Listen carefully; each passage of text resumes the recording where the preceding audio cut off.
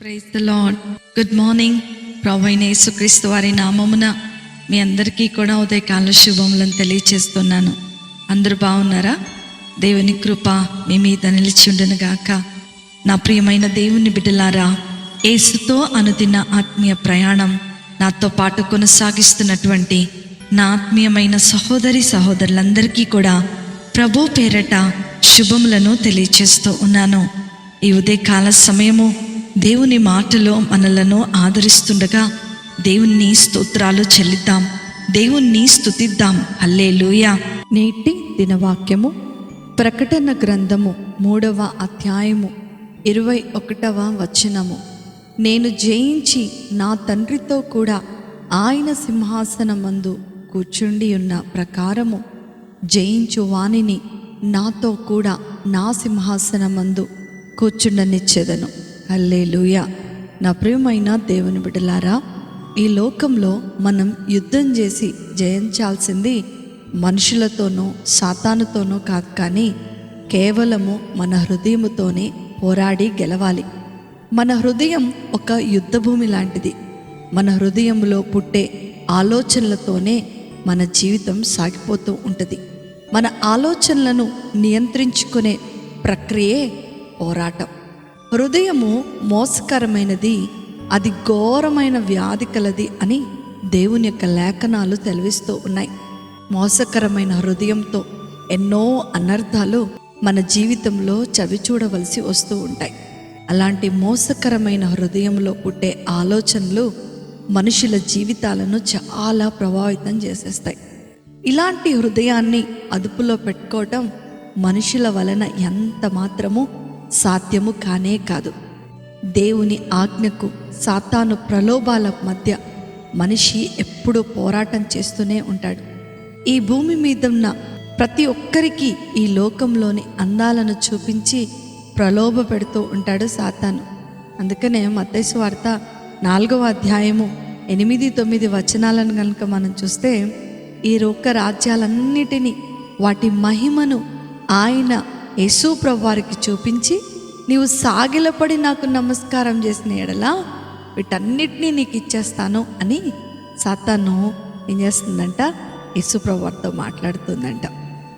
ఆయన యేసు ప్రభువారు వాక్యము ద్వారా సాతానును గద్దించి ఎదిరించినట్లుగా మనం ఈ లేఖనాలలో చూడగలం.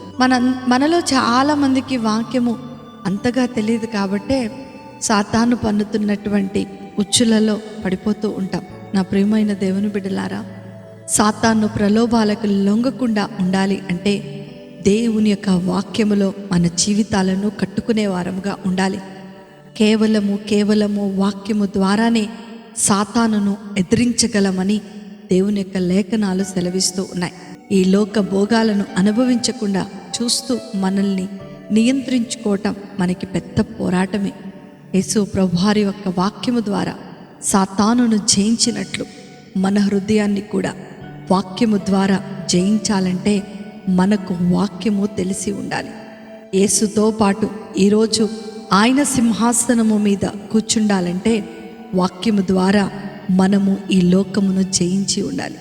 కనుకనే నా ప్రియమైన దేవుని బిడ్డలారా, ఈ లోకంలో జీవించినంత కాలము ప్రార్థనలోను దేవుని యొక్క వాక్యములోను మన జీవితాలను కట్టుకోవాల్సిందే. నేటి దినములలో మనం గమనించినట్లయితే చాలా నిర్లక్ష్యము చేయబడుతుంది దేవుని యొక్క వాక్యమే.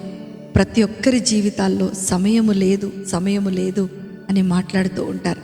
కానీ ఉదయకాల సమయంలో ఆయన సింహాసనమందు కూర్చుండాలి అంటే మనము జయించు వారముగా ఉండాలి. మనము జయించే వారముగా ఉండాలి అనంటే దేవుని వాక్యము మనలో ఉండాలి. అప్పుడే అపవాది అయినటువంటి సాతానును మనము ఎదిరించగలం, గద్దించగలం. కాబట్టి ఈ రోజు నుంచి దేవుని వాక్యముతో మన జీవితాలను కట్టుకుందాం. నూతనమైనటువంటి బలమును, చెప్పబడినటువంటి వాగ్దానమును స్వతంత్రించుకుందాం. అట్టి కృప, ధన్యత, ఆశీర్వాదము వాక్యం వింటున్న దేవుని పిల్లలైన మీ అందరికీ అనుగ్రహించునుగాక. ఆమేన్. ప్రార్థన చేసుకుందామా? మమ్మలను మిక్కిలిగా ప్రేమించిన మా ప్రియ పరలోకపు తండ్రి యేసు స్వామి, ప్రభువా, ఈ లోకంలో జీవించినంత కాలము సాతాను ప్రలోభాలకు లొంగిపోకుండా ఈ లోకాన్ని జయించిన మీతో పాటు మీ సింహాసనంపై కూర్చుండే భాగ్యాన్ని మాకు అనుగ్రహించమని ప్రార్థన చేస్తున్నాం.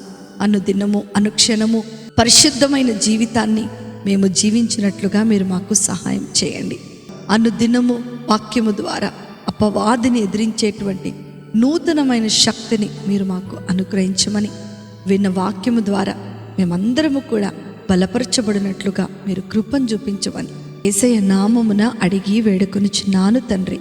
Amen, amen, amen. ప్రభు మిమ్ములను మీ కుటుంబాలను దీవించునుగాక. ప్రేమతో మీ సహోదరి శిల్ప జోసఫ్.